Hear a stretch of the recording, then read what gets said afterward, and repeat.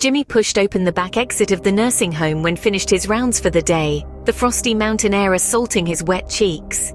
Butte, Montana, with its storied past of mining booms and vibrant immigrant communities, Jimmy had thought it a great place to finish up his career as a physician assistant when the recruiter had offered him the job. Butte seemed like a place where one could escape the relentless pace of the modern world.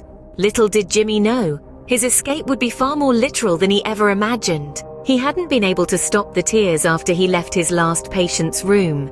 Nora Murphy was the first patient ever seen at the urgent care that Jimmy had opened after he moved to Butte, Montana. Over the 3 years the urgent care had been open, Nora had become his favorite patient. Older than time, wise as an owl, her poetic cussing and biting wit could humble a dictator or make a bishop question God's love. She could remember every joke she ever heard, and she loved to tell them all. And even though she never missed Mass, you would have never known it unless you saw her there. Nora was a third-generation, lifelong resident of Butte, descendant of Irish miners. Today she was in hospice, surrounded by her few remaining family members, expected to pass away any moment. She looked like she was going to die today.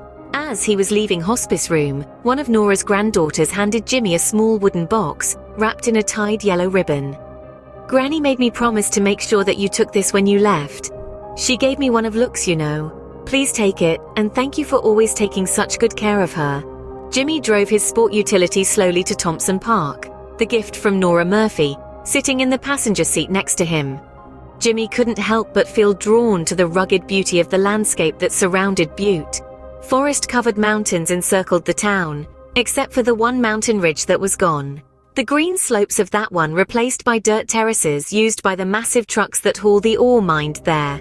Within just a few minutes, Jimmy parked in the lot near the upper ridge of Thompson Park. He grabbed the box Nora's granddaughter had given him and walked down a path leading over to a clearing on a ridge overlooking the city of Butte. Jimmy sat down and leaned against a boulder. He untied the ribbon, opening the box lid.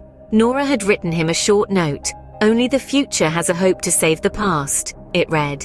Inside, amidst various mementos, was a 19th century Irish amulet, its ruby centerpiece catching the morning light in a way that seemed almost alive. Jimmy was not a superstitious man, but as his fingers brushed against the ruby, a warmth unlike any other spread through him. The world spun dizzyingly, and he closed his eyes against the sudden vertigo. Jimmy fell back, air leaving his lungs in the moment his chest and head slammed the ground. Black is the only color he see.